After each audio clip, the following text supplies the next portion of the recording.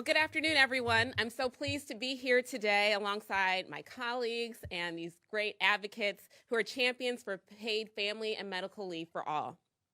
Taking care of one another is so central to our values and deeply connected to who we are as Americans.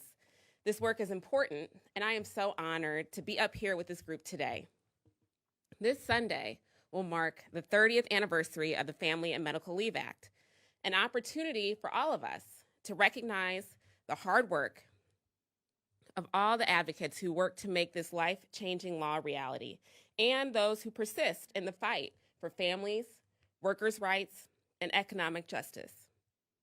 But this milestone is also a reminder that the FMLA was only a first step, a beginning, and we have more work to do to ensure that all workers can access family and medical leave.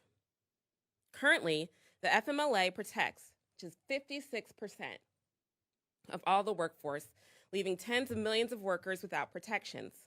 And we know these are mainly people of color and low-wage workers.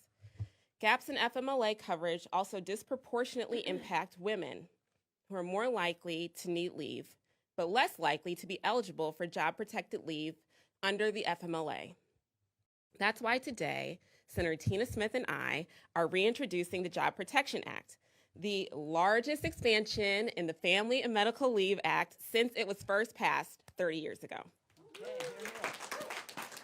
Our legislation would expand FMLA eligibility to tens of millions of workers, extending its protections to workers at small employers, folks who are working one or multiple part-time jobs, and those who are re-entering the workforce or changing jobs.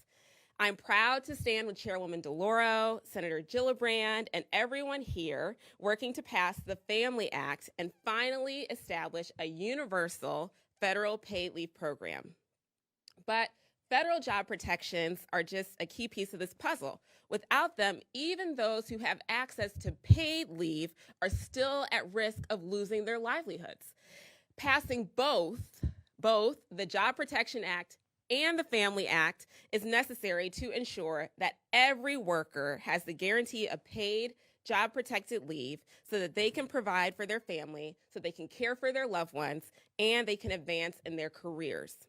So thank you so much for being with us here today to commemorate 30 years of FMLA, and a special thank you to the National Partnership for Women and Families and to Paid Leave for All for your advocacy on behalf of America's workers and their families. I would now like to pass it over to a vital leader in this work, the Director of Paid Leave for All, Dawn Huckelbridge.